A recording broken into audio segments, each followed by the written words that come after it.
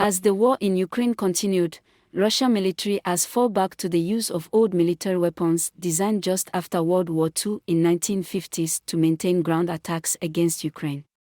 On Saturday, Russian Defense Ministry released a new video that shows an airborne unit using 57mm caliber S-60 anti-aircraft guns mounted on the body of the Euro 4320 car to hit Ukrainian military posts in the forest.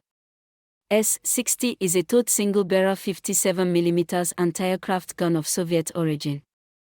Designed just after World War II to replace the 37mm M1939. S-60 was also known as the AZP S-60 in Soviet service and as the M1950 in the West.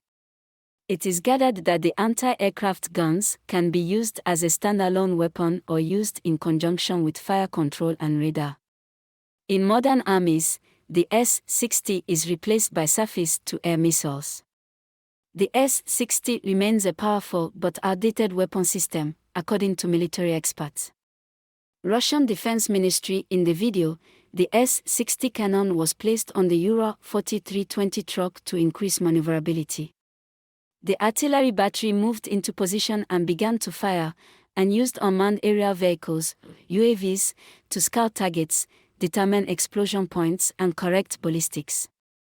The 57mm caliber S-60 anti-aircraft gun, when it was put into service in the 1950s, and guided by radar or optical equipment, achieved a continuous rate of fire of 70 rounds per minute and an effective range of about 6 kilometers. Meanwhile, we learned that this type of artillery is being used by both Russia and Ukraine for ground attack missions because the 57mm anti-aircraft ammunition carries a powerful explosive block, weighing 150 to 170 grams and creates many fragments, which can damage targets, such as infantry, electronic weapons, motor vehicles, and light armor of the enemy. In another development, reports from Moscow indicated that the Russian army are now offering bonuses should any of the army either damage or destroy a NATO-provided Western tank. Russia, who seems to be ready for Ukraine's retake Crimea challenge, has constructed an extensive network of trenches across Crimea, according to observers. This, as more than 50 highly classified Pentagon documents that appeared online, reveal how the US and NATO plan to strengthen Ukraine's military as it prepares for a counteroffensive against Russia this spring. The leaks have forced Ukraine to amend some of its military plans, according to CNN. En route to peace, Kremlin spokesman Dmitry Peskov told reporters on Monday that France cannot broker a peace deal between Kyiv and Moscow as it is both indirectly and directly involved in this conflict on the side of Ukraine.